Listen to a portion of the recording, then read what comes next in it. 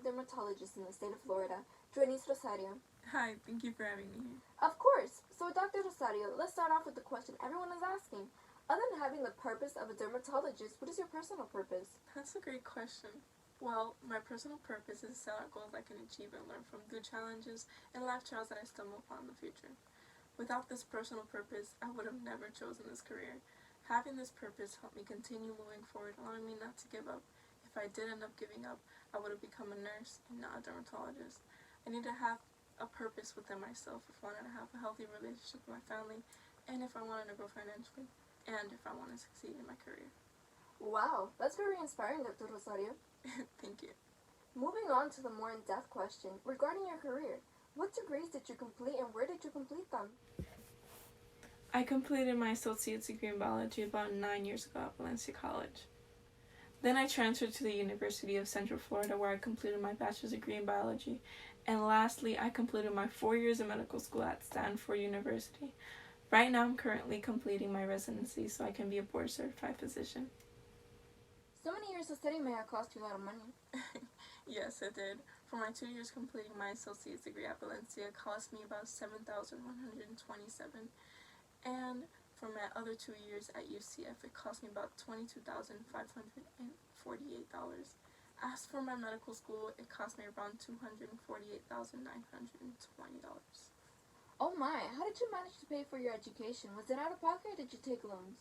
For my associates and bachelor's, I paid out of pocket. And for my medical school, I tried to stay away from loans by paying out of pocket and with scholarships, but there came a time where I did have to receive a few loans.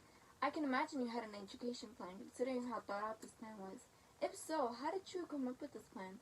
If I'm being honest, I didn't have an education plan when I started college. When I started my freshman year at Valencia, I had this one class called New Student Experience. I thought this class was just a random class I had to take, till a module came up called Education Planning. This module changed everything. In this module, I was able to create my education plan, which consists of what classes I would take to complete my degree, when I would transfer, what my tuition cost would be, anything and everything you can imagine regarding your education plan. This class was a lifesaver when it came to having a successful education plan. It sounds like a lifesaver. Changing the topic to another question that has been asked a lot. What steps did you take after completing your 2 degrees? After completing my 2 degrees, I went on to complete my residency so I could get my board certification as a physician. Right now, I'm in my 3rd year of residency, leaving me with 2 more years left to finish my residency. You're on a roll, Dr. Rosario. Now you have told us how you succeed at your profession. Why don't you tell us a bit about your career and what you do? Well, as a dermatologist, I specialize in treating skin, hair, nails, mucous membrane disorders, and diseases. I can also address cosmetic issues, helping to revitalize the appearance of the skin, hair, and nails. But I'm mostly considered a doctor of the skin, which is the largest organ of the human body. I treat common skin alignments such as sunburns, acne, and rashes. I can also treat serious skin conditions such as skin cancer. To have such a profession, you have to have great work skills. What skills do you often use, Dr. Rosario? When it comes to working, one of the skills I like using is my interpersonal communication skills. Having interpersonal communication as a skill comes in handy, especially when handling patients. Having interpersonal communication allows me to create a relationship with my patient, leading them to feel more comfortable regarding their upcoming visit or procedure. I can also use interpersonal communication with my colleagues to create a bond to result with a great teamwork. This job also requires you to have a lot of patience. I believe that without patience, you can't succeed in this job.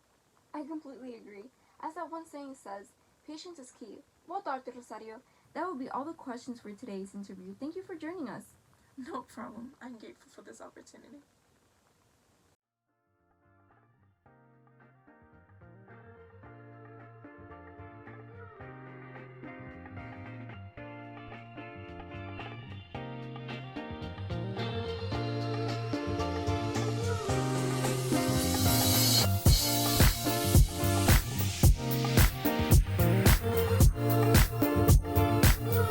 It was such a wonderful experience to have Dr. Rosario as our guest in our show SLS Interviews. Don't forget to tune into our channel 126 every Friday at 7 p.m. Eastern Time, or to our website www.slsinterviews.com.